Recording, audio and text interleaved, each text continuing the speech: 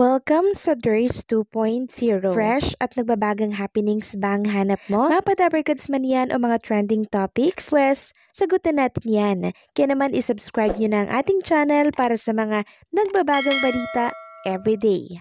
So, ayun, welcome back again sa ating YouTube channel mga Kadabarkads. And for today's video, ang pag-uusapan natin ay tungkol sa mga importanteng kaganapan sa loob at sa labas ng Eat Bulaga. So, kanina nga po nakasama natin itong Harana Pop Heartthrob na kung saan nagpainit po mga Kadabarkads ng tanghalian ng mga studio audience po dito sa Eat Bulaga. Walang iba kundi po si Dylan Menor. Samantalang kanina naman, bago po magsimula ang Eat Bulaga, nagbahagi po ng picture ang TVJ na kung saan flex sila dito ang Jowa Pao na maaga pong nakarating sa location ng susugurin po nilang barangay kanina. Samantalang may pakiusap naman po ang TVJ para po sa lahat para yan sa spooky season. Sabi nga dito, minumulto ka na rin ba? At dahil daw po malapit na ang spooky season, may kwento daw ba kayo na nakakatakot? Multong hindi mo makakalimutan. Ikwento nyo na daw po yan dito sa kanilang Facebook page. I-comment nyo na lamang po dyan mismo sa post ng TBJ. Ano daw ang biggest multo mo? Samantalang next topic naman tayo, ibinahagi po ni Mr. Ramon R.J. Jacinto ang kanyang statement sa naging concert po nila Jerome, Roel Carino at iba pang mga clones dito po sa RJ Bistro. Sabi niya nga dito, last night in the Legend Show, RJ was happy to meet Roel Carino's mother Lovell. This talented 14 years old guy sings exceptionally well and we all enjoy these Matt Monroe songs.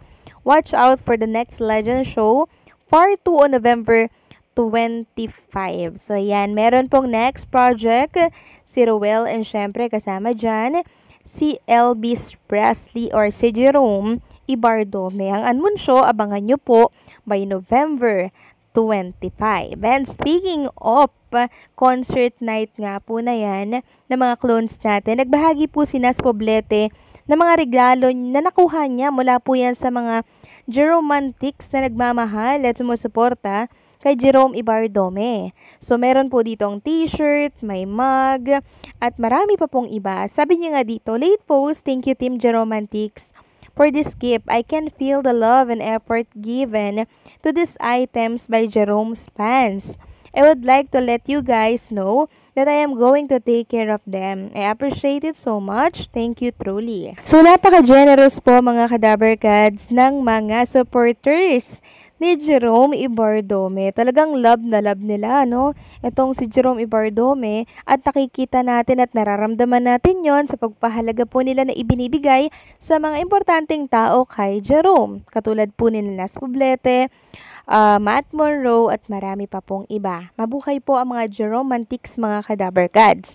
At eto nga, may binahagi pa po si Nas Poblete. Sabi niya nga dito, I visited Roel earlier sa bahay nila to pick up some stuff I left behind and also para dalhan ng snacks and his favorite drinks niya. Take care baby brother, got word last night. So, sumama po at ang pakiramdam ni Roel Carino after po nung naging concert nila dyan po sa RJ Bistro. Pero okay na din po ngayon si Roel Carino. So, si Roel Carino mga Kadabarkads ay bini-baby ha. Parang ano siya, parang love na love talaga siya ni Nas Poblete. Kasi lagi po niyang dinadalhan ng food at dinadalaw si Roel Carino. Maraming salamat Nas Poblete sa pagmamahal sa mga brother mo na si Roel and Jerome Ibardome. Samantalang inanunsyo po ni Ma'am Christina Ignacio ang tungkol dito sa mga details sa magiging concert, solo concert ni Jerome Ibardome dito po sa Bocaue, Bulacan. Yan po ay sa LBC Resto Bar, Lolomboy, Bocaue, Bulacan. So, ang price ticket po, ang ticket prices po ay nagkakahalaga ng 2,500. Yun na po yung pinakamahal. Ang sumunod, 1,000. Tapos, 500. Reserve now. So, sa mga gusto pong panoorin si Jerome Ibardome sa kanyang solo concert, mark your calendars at magpa-reserve na kayo mga Kadabarkads. Sabi nga dito, the moment we've all been waiting for is finally here. Jerome's first ever solo concert is just around the corner. Get ready for a night filled with electrifying performances, epic surprises, and a once-in-a-lifetime experience. So ayan, yun yung gustong-gusto ko. Once-in-a-lifetime experience. Ibig sabihin, ibubuhos po ni Jerome Ibardome ang lahat ng galing niya po dito. Kaya sulit na sulit ang ibabayad nyo dito mga Kadaver Cats.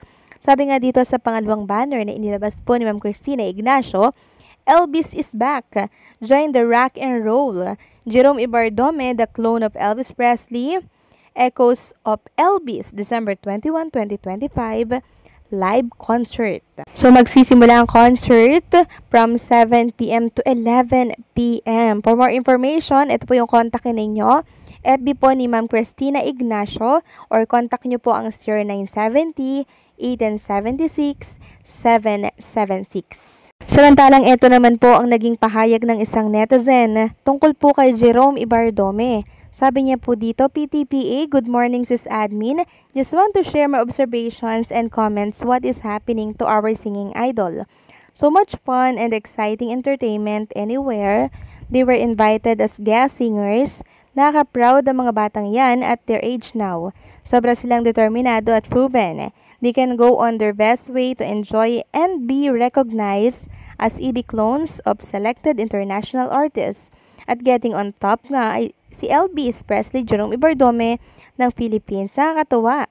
Meron na tayong Elvis Presley na kinagigiliwan ng buong mundo. At alam nyo mga Kadaver Cats, mga milyonaryong tao pa po ang nagpapaselfie kay Jerome Ibardome ha. Sa RJ Bistro, hindi po basta-basta si Jerome Ibardome dahil grabe po yung mga taong humahanga sa kanya mga Kadaver Cats. Mga milyonaryo, mga mayayaman po. Ayan po yung post ni Lucky Kakbay. Samantalang next topic naman tayo, pag-usapan natin mga Kadaver Cats, ang pag-ulan po ng batikos kay Tito Soto dahil po sa kanyang naging statement kahapon.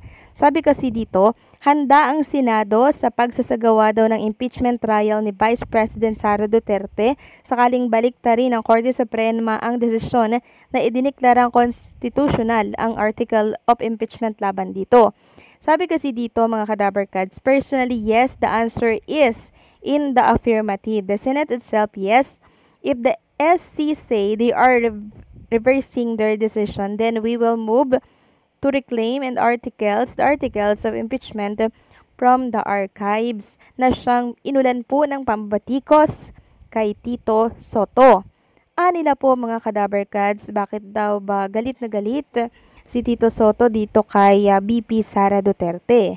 Kung dahil daw ba ito ay natalo noong time na tumakbo si Tito Soto bilang Vice President. And also, nadadamay na rin po ang Itbulaga mga Kadaver Cats dahil po sa mga statement ni Tito Sen.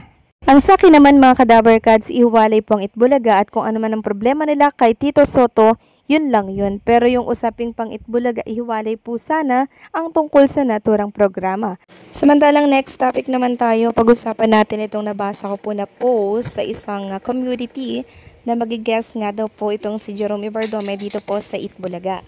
Merong mga masaya dito mga Kadaver Cats dahil finally ay mapapanood muli nila si Jerome Ibardome.